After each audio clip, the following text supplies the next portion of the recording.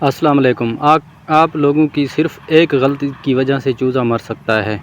جی ہاں دوستو، اکثر لوگ مہنگا فیڈ، اچھی نسل اور دوائیں استعمال کرنے کے باوجود صرف چند چھوٹی چھوٹی غلطیوں کی وجہ سے اپنے چوزے ضائع کر دیتے ہیں، اور سب سے افسوس کی بات، زیادہ تر لوگوں کو یہ معلوم نہیں ہوتا کہ اصل غلطی کہاں ہوئی۔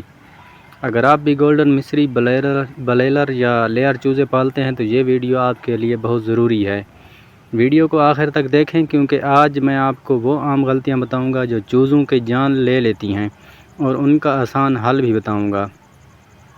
دوستو، چوزا پیدا ہونے کے بعد پہلے 10 سے 15 دن بہت حساس ہوتا ہے۔ اس دوران اس کا جسمانی درجہ حرارت مکمل طور پر کنٹرول نہیں ہوتا، قوت مدافعت کمزور ہوتی ہے، اور ماحول کا براہ راست اثر صحت پر پڑتا ہے۔ اگر اس عمر میں تھوڑی سی بھی لاپرواہی ہو جائے تو چوزا کمزور ہو جاتا ہے، بیمار پڑ جاتا ہے یا اچانک مر بھی سکتا ہے۔ اس لیے کامیاب پولٹری فارمنگ کی بنیاد ابتدائی دن ہوتے ہیں۔ دوستو، چوزوں کے مرنے کی سب سے عام وجہ ہوتی ہے بروڈنگ ٹمپریچر کا صحیح نہ ہونا۔ بہت سے لوگ زیادہ گرمی دے دیتے ہیں یا کم گرمی دیتے ہیں۔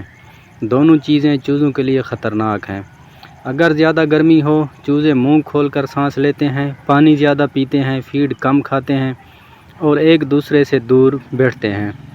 اگر کم گرمی ہو، چوزے ایک دوسرے کے اوپر چڑھ جاتے ہیں، زور زور سے آواز نکالتے ہیں، سست ہو جاتے ہیں، اور دبنے کی وجہ سے کچھ چوزے مر بھی جاتے ہیں۔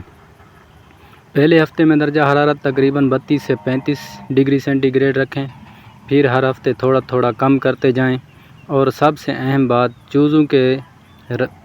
چوزوں کے رویے کو غور سے دیکھیں۔ وہ خود بتاتے ہیں کہ گرمی مناسب ہے یا نہیں۔ دوستو، پانی چوزوں کی زندگی ہے، لیکن بہت سے لوگ گندا پانی دیتے ہیں۔ ڈرنکر روز صاف نہیں کرتے یا گرم پانی پلا دیتے ہیں۔ اسی گندے پانی کی وجہ سے انفیکشن، دست، کمزوری اور امراض شروع ہو جاتی ہے۔ روزانہ تازہ اور صاف پانی دیں۔ ڈرنکر کو روز دھوئیں۔ گرمی میں ہلکا ٹھنڈا پانی دیں۔ ہفتے میں 1 یا 2 بار وٹامنز بھی استعمال کریں۔ یاد رکھیں، صاف پانی صحت مند چوزا۔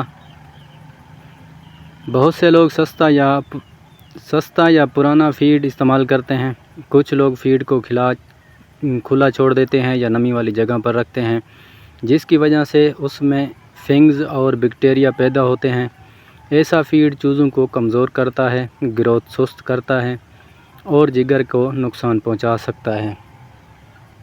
ہمیشہ تازہ سٹارٹر فیڈ استعمال کریں۔ فیڈ کو خشک جگہ پر رکھیں۔ خراب یا بدبو والا فیڈ کبھی استعمال نہ کریں۔ دوستو، جب چھوٹی جگہ میں زیادہ چوزے رکھ دے جاتے ہیں تو بہت مسائل پیدا ہوتے ہیں، جیسے سانس لینے میں مشکل، بیماریوں کا پھیلاؤ، ذہنی دباؤ اور لڑائی جھگڑا۔ زیادہ بھیڑ کی وجہ سے چوزوں کی گروتھ بھی رک جاتی ہے۔ چوزوں کو مناسب جگہ دیں۔ ہوا کی آمد و رفت کا خاص خیال رکھیں۔ تازہ ہوا بہت ضروری ہے۔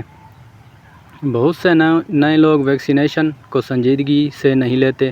وہ سوچتے ہیں ابھی تو چوزے ٹھیک لگ رہے ہیں، لیکن جب بیماری حملہ کرتی ہے تو پھر بہت دیر ہو چکی ہوتی ہے۔ تو دوستو، آج کے لیے بس اتنا ہی۔ اگر ویڈیو پسند آئی ہو تو ویڈیو کو لائک، شیئر اور چینل کو سبسکرائب ضرور کریں۔